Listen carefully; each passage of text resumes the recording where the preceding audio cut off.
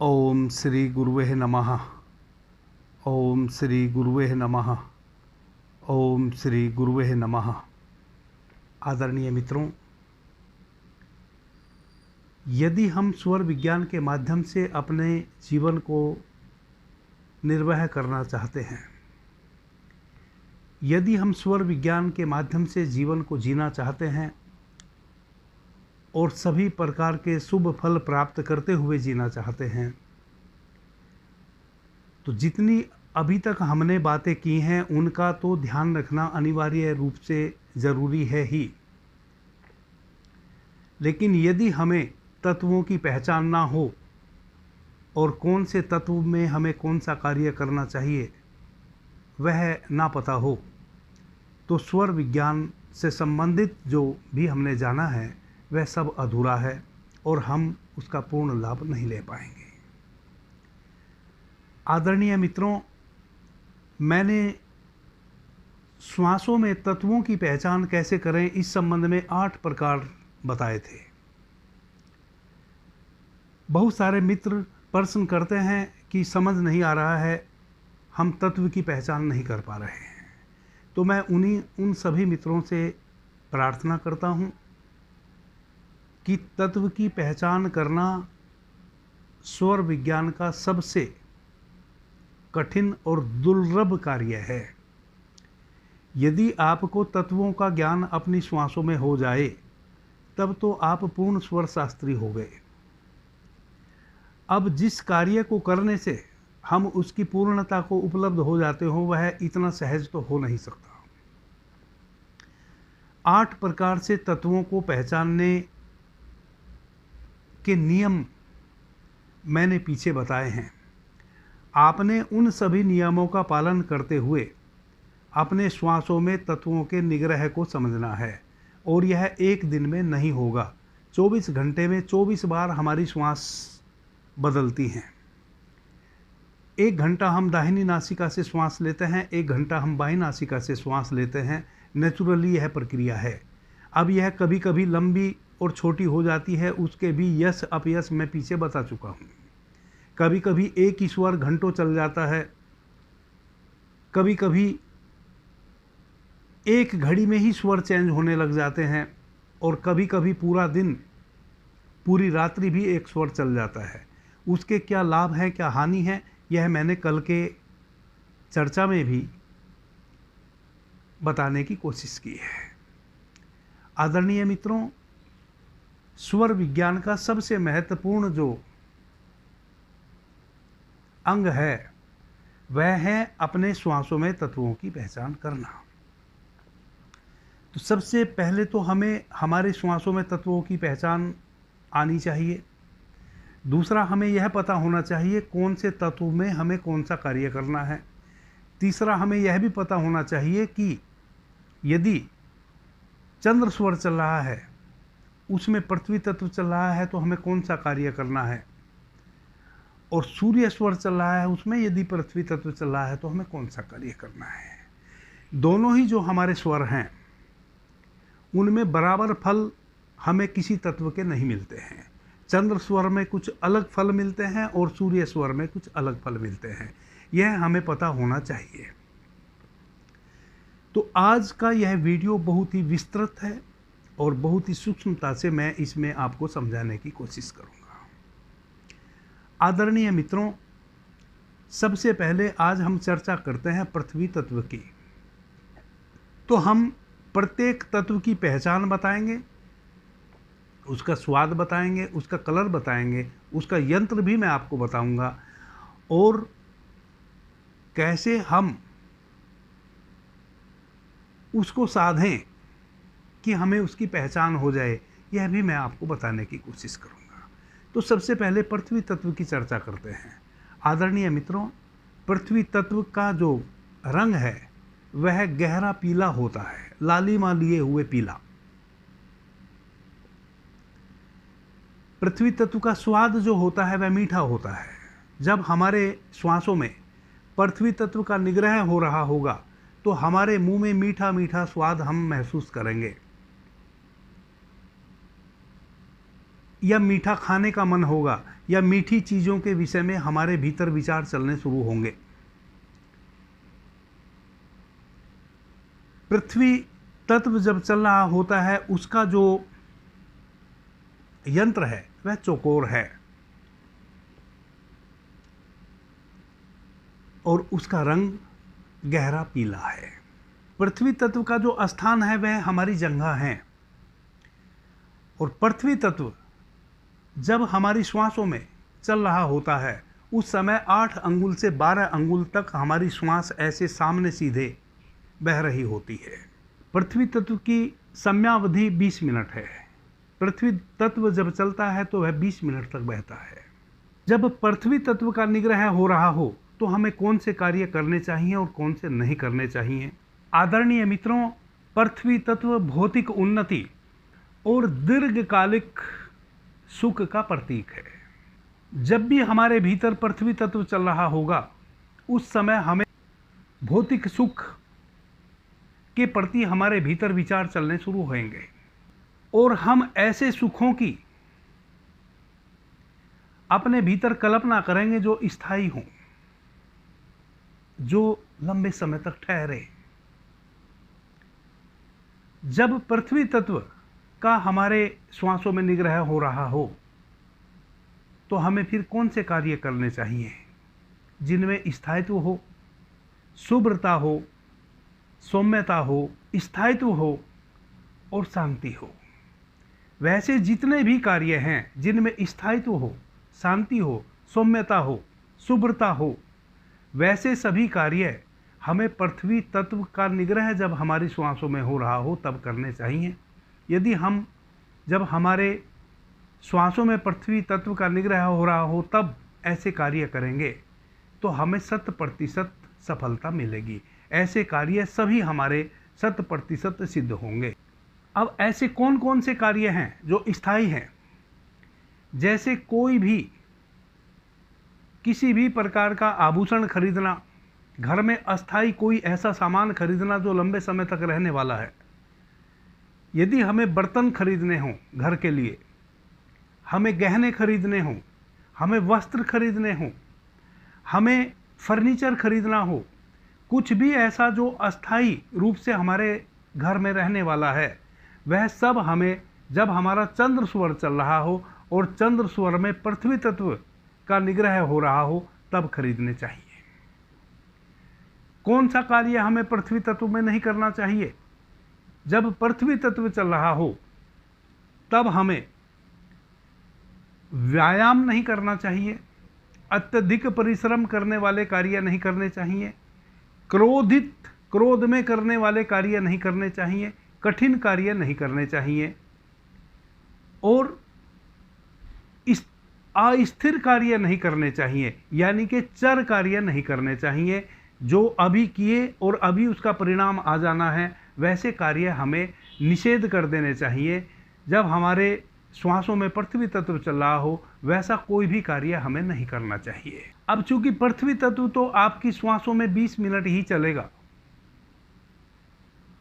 बहुत सारे मित्र कहते हैं कि क्या हम तत्वों को भी अपनी मर्जी से बदल सकते हैं? निश्चित बदल सकते हैं। आपको उसके लिए अभ्यास करना होगा। पृथ्वी तत्व का जो यंत्र है वह चौकोर है। यदि आप लम ध्वनि का उच्चारण करें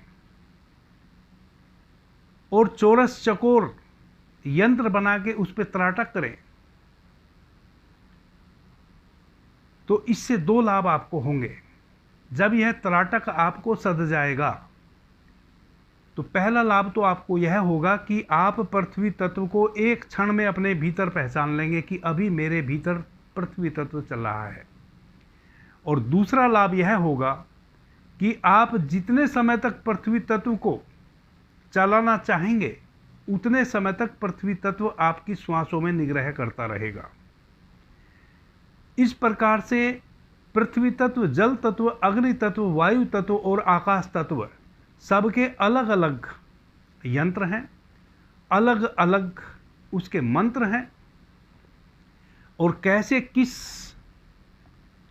यंत्र का और किस मंत्र का आपको उच्चारण करते हुए ध्यान करना है, यह मैं आपको नेक्स्ट वीडियो में बताऊंगा। यदि आप स्वर को साधना चाहते हैं, तत्वों को साधना चाहते हैं, उस तत्वों की बहुत सूक्ष्मता में प्रवेश करना चाहते हैं, तो आप उन यंत्रों का और उन मंत्रों का ध्यान और उच्चारण करेंगे तो सहज रूप से आपको यंत्र और मंत्र दोनों सध जाएंगे। अब हम बात करते हैं जल तत्व की। पृथ्वी तत्व के बाद चलता है जल तत्व। कई मित्रों को समस्या यह भी आई है कि मैंने पीछे बताया कि कौन सा तत्व पहले चलता है और कौन सा बाद में चलता है, तो उसमें आकाश तत्व जो है उसमें कन्फ्यूजन हो जाता है मित्रों को। आदरणीय मित्रों, इस बात को ख्याल में रखें कि सबसे पहले और सबसे अंत में आकाश तत्व ही चलता है। आप उसको पहले समझ लें या बाद में समझ लें। जब हमारी श्वास चेंज होती हैं उस समय 4 मिनट तक आकाश तत्व चलता है।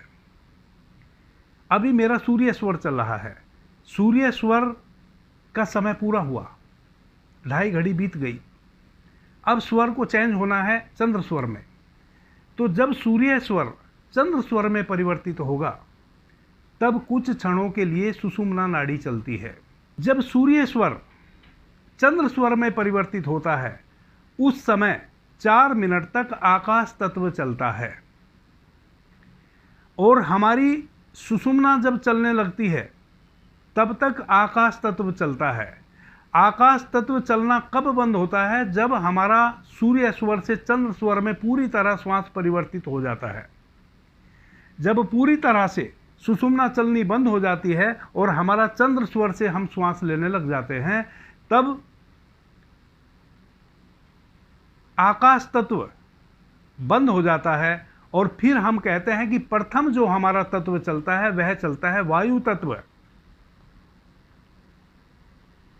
चूंकि आकाश तत्व तो तब तक चलता है जब तक एक स्वर से दूसरे स्वर में निग्रह नहीं हो जाता श्वास का। और सुषुम्ना चल रही होती है तब तक। जैसे ही स्वर पूरी तरह सक्रिय हो जाता है, कोई सा भी स्वर, तैसे ही आकाश तत्व चलना बंद हो जाता है और फिर जो प्रथम तत्व चलता है वह चलता है वायु तत्व, जिसकी अवधि होती है 8 मिनट। उसके पश्चात अग्नि तत्व चलता है जिसकी अवधि होती है 12 मिनट। उसके पश्चात पृथ्वी तत्व चलता है जिसकी अवधि होती है 20 मिनट। उसके पश्चात जल तत्व चलता है जिसकी अवधि होती है 16 मिनट। और उसके उपरांत फिर आपका आकाश तत्व चलता है, उसकी अवधि होती है 4 मिनट। फिर आपकी सुषुम्ना चलती है, फिर स्वर चेंज हो जाता है। जैसे ही स्वर चेंज हो जाता है फिर सर्वप्रथम जो तत्व चलेगा वह वायु तत्व चलेगा। तो इस प्रकार से यह आकाश तत्व अंतिम भी है और प्रथम भी है। जल तत्व का जो रंग है वह सफेद है, इसका स्वाद कसेला है, कसाय, और इसका जो निग्रह हमारी श्वासों में होता है वह 16 मिनट तक होता है। जब जल तत्व बहता है तो जल तत्व 12 अंगुल से 16 अंगुल बिल्कुल नीचे की तरफ बहता है। जब जल तत्व बहता है तब हमारी श्वासें 12 अंगुल से 16 अंगुल बिल्कुल नाभि के पास सीधी ऐसे बाहर जाती है, एकदम नीचे की तरफ ऐसे। उसका स्वाद कसेला होता है। इसका यंत्र अर्धचंद्राकार होता है। अब जब जल तत्व बह रहा हो तो हमें कौन से कार्य करने? तो जब जल तत्व का निग्रह हो रहा हो तब ऐसे कार्य करने चाहिए जिनसे हम तुरंत लाभ लेना चाहते हों, जो ज़्यादा दौड़ भाग वाले कार्य ना हो, जिनमें हमें ज़्यादा दौड़ना भागना ना पड़े। कम समय में अधिक लाभ देने वाले जो कार्य हैं वैसे कार्य हमें करने चाहिए। जैसे जब हमारी श्वासों में जल तत्व का निग्रह हो रहा हो तब हमें वैसी चीज़ें खरीदनी चाहिए जिनको अभी आपने खरीदा और तुरंत बेचा और लाभ कमा लिया।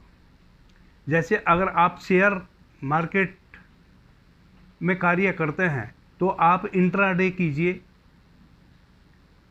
प्रतिदिन जो शेयर बेचने और खरीदने का कार्य करते हैं, इंट्राडे करते हैं, वैसे कार्य आप जल तत्व में कर सकते हैं तो निश्चित रूप से आपको अत्यधिक लाभ प्राप्त होगा। कौन से कार्य नहीं करने चाहिए? अत्यधिक भाग दौड़ वाले कार्य नहीं करने चाहिए, जिसमें आपको बहुत मेहनत करनी पड़े वैसे कार्य नहीं करने चाहिए। उसका कारण है कि आपका जो शरीर है और आपका जो मन है और आपके जो विचार हैं वह इस समय में स्थिर होते हैं। यदि आप इस स्थिर मन की अवस्था में तत्काल सिद्ध होने वाले कार्य करेंगे तो आपको लाभ होगा। यदि आप ऐसी अवस्था में जब आपका मन स्थिर है, चंचलता वाले कार्य करेंगे तो आपको उनमें सफलता नहीं मिलेगी, आप अति नुकसान में पड़ जाएंगे। अग्नि तत्व। अग्नि तत्व 4 अंगुल बहता है। यदि आपकी श्वासों में अग्नि तत्व चल रहा है तो वह 4 अंगुल बाहर बहेगा, उसके पश्चात वह ऊपर की ओर गति कर जाएगा, चारों दिशाओं में खो जाएगा। उसका स्वाद जैसे मिर्च का स्वाद होता है, तीक्ष्ण स्वाद होगा। उसका जो यंत्र है वह त्रिभुजाकार होगा और उसका जो बिंदु है, उसका जो रंग है वह लाल होगा। अग्नि तत्व में आपको कौन से कार्य नहीं करने चाहिए? अग्नि तत्व अप्रिय फल प्रदान करने वाला तत्व है। जब अग्नि तत्व चल रहा हो तब आप कोई भी कार्य वैसा ना करें। किसी भी नए कार्य को करने की यदि आपने योजना बना रखी है तो जब अग्नि तत्व बह रहा हो वैसी अवस्था में आप कार्य शुरू ना करें, क्योंकि अग्नि का तत्व है जलाना। किसी भी चीज को अग्नि जला के नष्ट ही कर सकती है। तो जो भी कार्य आपने पहले से सोच रखे हों कि हमें कल करने हैं, तो जब भी उन नए कार्यों को आप शुरू करने जाएं, इस बात का हमेशा ख्याल रखें कि अग्नि तत्व में आप उन कार्यों को ना करें। यदि आप अग्नि तत्व में उन कार्यों को करेंगे तो उनमें किसी भी स्थिति में आपको सफलता प्राप्त नहीं होगी। जब अग्नि तत्व चल रहा हो अपनी राय भी किसी पे नहीं थोपनी चाहिए। कई बार हम जिद कर जाते हैं अपनी बात को ही सही ठहराने के लिए। कभी भी देखें कि जब आपके भीतर अग्नि तत्व चल रहा हो तब अपनी कोई भी बात किसी पे लादने की कोशिश ना करें। कोई भी पहले से योजनाबद्ध जो कार्य है उस योजना को उस समय फलीभूत ना करें, उस समय कोई भी कार्य शुरू ना करें, अपना विचार किसी पे ना थोपें। किसी भी प्रकार का अन्यत्र सोच और चिंता विचार ना करें, शांत बने रहने की कोशिश करें। हाँ, अग्नि तत्व में आप कई काम कर सकते हैं जो आपके लिए अति शुभ फलदायी होंगे। जब आपकी श्वासों में अग्नि तत्व का निग्रह हो रहा हो तब आप भोजन तैयार कर सकते हैं, तब आप किसी मारण विद्या का अनुसंधान कर सकते हैं, सीख सकते हैं। किसी मारण विद्या वाले मंत्र का को सिद्ध करने का प्रयास कर सकते हैं, वह सिद्ध हो जाएगा। भोजन यदि बनाएंगे तो बहुत ही स्वादिष्ट भोजन आप उस समय में बिना मेहनत किए, कम मेहनत में बहुत स्वादिष्ट भोजन आप बनाने में सक्षम हो जाएंगे। तो भोजन बनाने से संबंधित कार्य आप कर सकते हैं अग्नि तत्व में। अग्नि तत्व जब चल रहा हो आप स्नान कर सकते हैं, बड़ी नेति आप जा सकते हैं, तो कभी भी आप कॉन्स्टिपेशन के शिकार नहीं होंगे। अग्नि तत्व जब चल रहा हो यदि उस समय आप भोजन ग्रहण करते हैं तो आपकी पाचक अग्नि हमेशा तीव्र बनी रहेगी। भोजन कम समय में डाइजेस्ट हो जाएगा, सही प्रकार से सातों धातुओं का निर्माण होगा, आपके शरीर में वृद्धि होगी। वायु तत्व। जब हमारी श्वासों में वायु तत्व का निग्रह हो रहा होता है तो इसकी जो समयावधि होती है वह 8 मिनट होती है। और यह जब हमारी नासिका से बाहर बहता है तो 8 अंगुल, 4 अंगुल से 8 अंगुल इसका बहाव होता है। और जैसे ही ये 8 अंगुल सीधा नासिका से बाहर आता है, तैसे ही ये आपके साइड से होते हुए गायब हो जाता है। यदि आपका चंद्र स्वर चल रहा है तो ऐसे बाईं तरफ से यह गायब हो जाएगा। अगर आपका सूर्य स्वर चल रहा है तो दाहिनी तरफ से ऐसे गायब हो जाएगा 8 अंगुल बाहर आने के पश्चात। और अनिवार्य नहीं है कि 8 अंगुल आए, 4 अंगुल से 8 अंगुल के बीच में 5 अंगुल आ सकता है, 6, 7, 8 अंगुल तक यह श्वास का बाहर निग्रह हो सकता है। इसका जो स्वाद है वह खट्टा है। इसका जो यंत्र है वह ध्वजा के जैसा है, जैसे ध्वजा लहराती है वैसे है। स्वाद खट्टा है।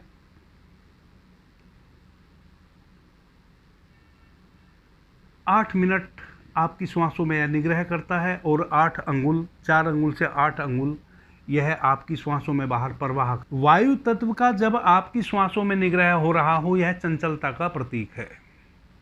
आदरणीय मित्रों, आपने देखा होगा जब भी हम चंचलता में कोई कार्य करते हैं वह कार्य कभी भी सिद्ध नहीं होता है। इसलिए जो भी कार्य आपने शुरू करने हो, जब वायु तत्व चल रहा हो तब ना करें, क्योंकि वायु तत्व जब चल रहा होता है उस समय आपका मन बहुत ही चंचल होता है और उस चंचल अवस्था में जो भी कार्य आप करते हैं वह परिणाम लाने वाले नहीं होते हैं, वह बल्कि आपके किए कराए कार्य को भी बर्बाद कर सकते हैं। जब हमारे भीतर वायु तत्व चल रहा होता है तब हम अति चंचल हो जाते हैं। हम वह बात भी करने लग जाते हैं दूसरों से जो हमें अभी नहीं करनी चाहिए या कुछ समय पश्चात करनी चाहिए, जो अभी नहीं करनी चाहिए, लेकिन चंचल स्वभाव के कारण हम ऐसे गलत समय पे वह बातें कर जाते हैं या वह कार्य कर जाते हैं जो हमारे सारे किए कराए को पानी फेर देते हैं। इसलिए वायु तत्व जब चल रहा हो तब भी हमें, जैसे अग्नि तत्व में कोई काम नहीं करना चाहिए, वायु तत्व में भी हमें कोई कार्य नहीं करना चाहिए। जब वायु तत्व चल रहा हो तब कुछ कार्य ऐसे भी हैं जो सिद्ध हो जाते हैं। जैसे कहीं भी कोई प्रतिस्पर्धा की बात हो, जहाँ प्रतिस्पर्धा हो, आपने आगे निकलना हो, जैसे एग्जाम्पल के तौर पे आपने ट्रेन पकड़नी है और ट्रेन चल पड़ी और बहुत लोग ट्रेन में चढ़ना चाहते हैं, आप भी, आपके भीतर वायु तत्व का निग्रह हो रहा है और आप भी उस दौड़ में सम्मिलित हो गए हैं, तो बाकी कोई ट्रेन पकड़ पाए या ना पकड़ पाए, आप 100% पकड़ लेंगे। तो जितने भी प्रतिस्पर्धा करने वाले कार्य हैं जिसमें आपके समक्ष कोई प्रतिस्पर्धी हो, वह सभी कार्य आप वायु तत्व में यदि करेंगे तो उसमें आपको 100% सफलता मिलेगी। हमारे जीवन में प्रतिस्पर्धी कार्य बहुत हैं, बेशुमार हैं। वह कार्य का आप लिस्ट बना लीजिए, वह सारे कार्य आप वायु तत्व जब चल रहा हो तब कर सकते हैं। इसके अतिरिक्त और कोई भी कार्य यदि आप वायु तत्व की अवधि में करेंगे तो आपको केवल और केवल नुकसान होगा। आकाश तत्व रंग काला, ब्लैकनेस लिए हुए या विभिन्न रंगों से युक्त, स्वाद में कड़वा और आपकी नासिका में केवल 1 अंगुल चलने वाला,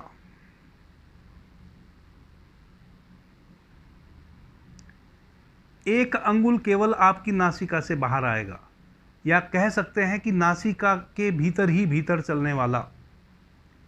जब आकाश तत्व आपके श्वासों में निग्रह कर रहा होता है तब आपका श्वास जो आप छोड़ रहे होते हैं वह केवल 1 अंगुल बाहर आता है। 1 अंगुल बाहर आएगा और लुप्त हो जाएगा, आपको पता ही नहीं चलेगा। यदि आप अपने हाथ पे स्पर्श करने की कोशिश करेंगे तो केवल आपको गर्माहट महसूस होएगी, श्वास महसूस नहीं होएगा। यदि ऐसा है तो आकाश तत्व चल रहा है। आकाश तत्व का जो स्वाद है, जब आप भीतर स्वाद फील करेंगे तो स्वाद में कड़वा,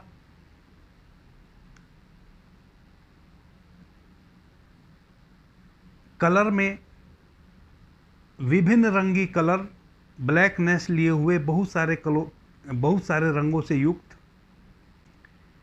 ध्वनि लम मंत्र आकाश तत्व का होता है। जब आकाश तत्व चल रहा हो तो 1 अंगुल अधिक से अधिक श्वास बाहर आएगी आपकी दोनों नासिका से, और आपके मन में किसी भी प्रकार का डरावना विचार नहीं होगा। आप बहुत साहसी उस समय महसूस करेंगे स्वयं को। तो जब आकाश तत्व का निग्रह हो रहा होगा, जो कि केवल 4 मिनट होता है, उस समय आप सभी भय से मुक्त होंगे। किसी भी प्रकार का आपको भय नहीं सता रहा होगा। आप स्वयं को बहुत ताकतवर महसूस करेंगे। आपके भीतर शक्तिशाली विचार उत्पन्न होंगे। ऐसा लगेगा जैसे कोई शक्ति हमारे भीतर जन्म ले रही हो, ऐसा भीतर प्रतीत होगा। जब यह सब अवस्था हो और केवल 1 अंगुल श्वास का निग्रह, आपकी 1 अंगुल बाहर श्वास का निग्रह हो रहा हो, तो समझे कि आकाश तत्व का निग्रह हो रहा है। और ऐसी अवस्था में केवल और केवल आप ध्यान साधना में मन अपना लगा सकते हैं। इस समय भी कोई कार्य यदि आप शुरू करेंगे तो उसमें आपको विफलता हाथ लगेगी, वह निष्फल होगा। ऐसे समय में यदि कोई भी कार्य आप करने की कोशिश करेंगे तो उसके दुष्परिणाम आएंगे। ऐसे समय में आप किसी से झगड़ा कर सकते हैं, लड़ाई कर सकते हैं, झगड़ा कर सकते हैं, कठोरतापूर्ण व्यवहार कर सकते हैं। यदि आपको कठोर व्यवहार किसी के प्रति करना हो तो ऐसे समय में आप कर सकते हैं, तो आप उसमें कामयाब हो जाएंगे। और यदि ऐसे समय पे जब आपका आकाश तत्व का निग्रह हो रहा हो आपकी श्वासों में, आप ध्यान साधना करेंगे तो उसमें भी आपको आमूल चूल लाभ मिलेगा, जो पहले कभी नहीं मिला। यदि आप आकाश तत्व का निग्रह जब हो रहा हो उस समय ध्यान समाधि में बैठने की कोशिश करेंगे या पूजा प्रार्थना में लगेंगे तो आपको अतिशय लाभ होने वाला है। आदरणीय मित्रों, जब जल तत्व या पृथ्वी तत्व चल रहा हो, दाहिनी नासिका में चल रहा हो या बाईं नासिका में चल रहा हो, सूर्य स्वर में चल रहा हो या चंद्र स्वर में चल रहा हो, यह अतिशय लाभदायी है। जैसा कि मैंने अभी पीछे बताया, पृथ्वी तत्व में हमें कौन कौन से कार्य करने चाहिए और जल तत्व में हमें कौन कौन से कार्य करने चाहिए। यदि आपका सूर्य स्वर चल रहा हो तब भी उन कार्यों को आप कर सकते हैं पृथ्वी तत्व या जल तत्व में। यदि आपका चंद्र स्वर चल रहा है तब भी आप उन सभी कार्यों को कर सकते हैं जल तत्व या पृथ्वी तत्व में, आपको 100% लाभ मिलेगा। यदि आपका चंद्र स्वर चल रहा है और अग्नि तत्व या वायु तत्व चल रहा है चंद्र स्वर में, तो आप यदि पहले से कोई कार्य शुरू कर रखे हैं उन कार्यों को निपटा सकते हैं, तो उनमें आपको ना लाभ होगा ना हानि होगी। यदि सूर्य स्वर चल रहा है और उसमें अग्नि तत्व या वायु तत्व चल रहा है तो हानि के अतिरिक्त और कुछ भी नहीं होगा।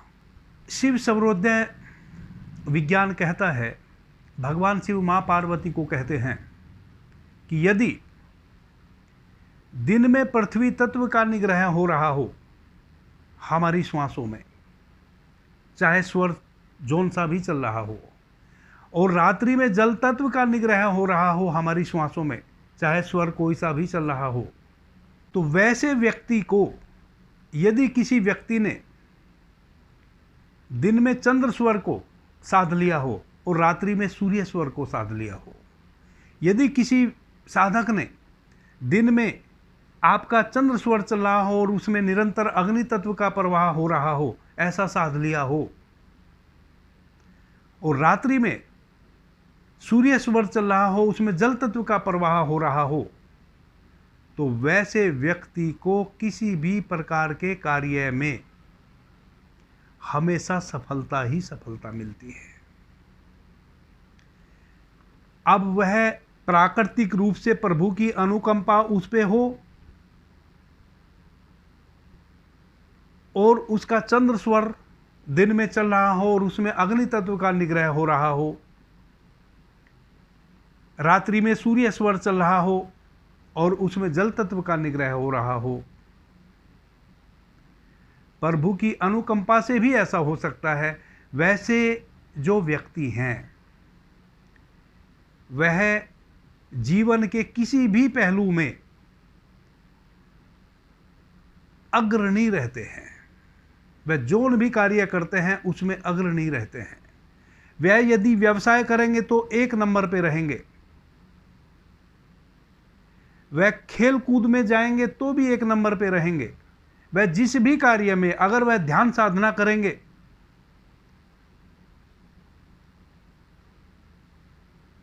तो महान संत बनेंगे। अगर वह राजनीति करेंगे तो महान नेता बनेंगे। ऐसे व्यक्ति के जीवन में कभी भी किसी भी प्रकार का दुर्योग नहीं होता। अब चंद्र स्वर दिन भर चले और उसमें पृथ्वी तत्व चले, रात्रि में सूर्य स्वर चले और उसमें जल तत्व चले, यह कैसे संभव है? आदरणीय मित्रों, यह संभव है। यह संभव कैसे होगा? प्रत्येक तत्व का अपना यंत्र है और अपना मंत्र है। आप उस यंत्र और उस मंत्र की साधना यदि करने लगे और वह साधना आपको सद गई, किन्हीं किन्हीं को तो जैसा मैंने की कहा कि परमात्मा भेंट स्वरूप जन्म के साथ ही यह सब चीजें दे के भेजता है। उनको पता भी भले ना हो, आप उनको देखते होंगे कि वह हमेशा हर प्रकार से सफल होते चले जाते हैं। लेकिन यदि हमें नहीं सध रहा है और हमें साधना है तो उसका रास्ता है, सबसे पहले तो नाड़ी शोधन विधि से अपनी नाड़ी, जो 72,000 नाड़ियां हमारे शरीर में व्याप्त हैं, उनका शुद्धिकरण। दूसरे नंबर पे प्रत्येक तत्व का अपना आकार है, अपना चित्र है, अपना यंत्र है और अपनी ध्वनि है, अपना मंत्र है। उसका ध्यान करना, उसके ध्यान करने से हमें तत्वों की पहचान होने के साथ साथ तत्वों पे एकाधिकार भी हो जाता है। जब भी हम ध्यान करेंगे कि पृथ्वी तत्व चलना चाहिए, जब हमें वह पृथ्वी तत्व का यंत्र और मंत्र सध जाता है, तब जब तक हम चाहेंगे तब तक पृथ्वी तत्व का निग्रह होता रहेगा। कल हम चर्चा करेंगे कैसे हम पृथ्वी तत्व के और जल तत्व के उस यंत्र को, मंत्र को साध लें, वह हमें सध जाए। उसके पश्चात फिर हम चर्चा करेंगे कैसे हम अपनी इच्छा अनुसार अपनी श्वासों को जब चाहें तब चेंज कर लें तत्वों के साथ। जैसे यदि चंद्र स्वर शुभ है पूरा दिन और उसमें पृथ्वी तत्व शुभ है, तो पृथ्वी तत्व और जल तत्व निरंतर पूरा दिन हमारे श्वासों में बहते रहें। कैसे बहे, उसकी साधना पे मैं चर्चा करूंगा। अभी के लिए इतना ही। आपने मुझे ध्यान से, प्रेम से सुना, उससे मैं बहुत अनुग्रहित हूं। सभी मित्रों को मेरा प्रणाम, धन्यवाद। हर हर महादेव।